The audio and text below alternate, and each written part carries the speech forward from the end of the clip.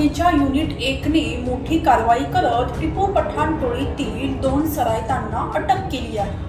ही कारवाई माजी नगरसेवक वनराज अंदेकर यांच्या खुनाचा बदला घेण्यासाठी केलेल्या कटाच्या पार्श्वभूमीवर करण्यात आली। सोमवार पेठेतील समर्थ व्यायाम शाळेजवळ पोलिसांनी सराईत तालीम आस मोहम्मद खान वय 24 आणि युनुस खान वय 24 या दोघांना जेरबंद केले।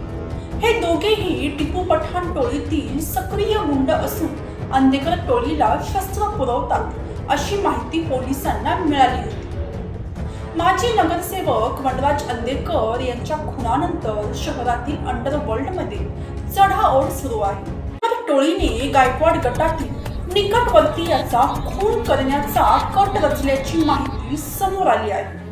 या कटामागे शस्त्र पुरवठ्याची जबाबदारी तालीम खान या गुंडावर असल्याचं तपासात उघड झालं आहे। गणेशोत्सवाच्या पार्श्वभूमीवर पोलिसांनी अधिक तपास सुरू केला। यावेळी सोमवार पेठेत पोलिसांनी त्यांना चारही बाजूने घेरून सापळा रचून पकडले। त्यावेळी झडतीत तालीमकडून एक गावठी पिस्तूल आणि 2 जिवंत काडतुसे मिळून आले।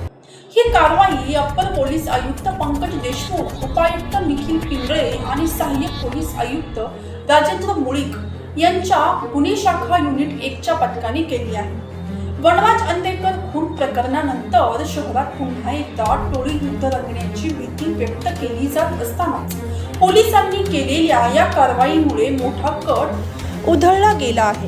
प्रकरणाबद्दल तुमचं काय मत आहे त्याबद्दल कमेंटमध्ये नक्की सांगा आणि अशाच अपडेट्ससाठी चॅनलला सबस्क्राईब करायला विसरू नका।